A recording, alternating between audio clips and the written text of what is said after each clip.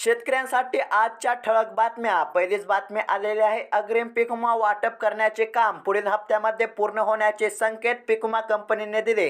राज्यभरातील शेतकऱ्यांच्या बँक खात्यामध्ये लवकरात लवकर पीक विम्याचे पैसे जमा करण्याचे निर्देश राज्याचे कृषी मंत्री धनंजय मुंडे यांनी पीक विमा कंपन्यांना दिले।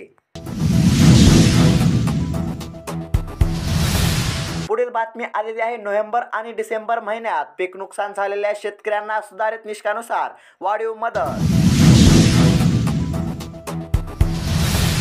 पुढील बातमी आलेली आहे। 2022-23 मधील केळी विमाधारकांना अद्यापही वादळात नुकसान भरपाई संबंधीचे परतावे मिळालेले नाहीत, यामुळे शेतकऱ्यांमध्ये रोष।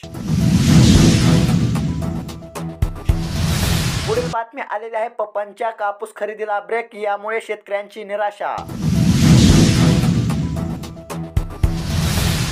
पुढील बातमी आलेली आहे। राज्यात दुष्काळ जाहीर, महसूल मंडळाची यादी आली। 21,700 रुपये बँक खात्यात होणार जमा।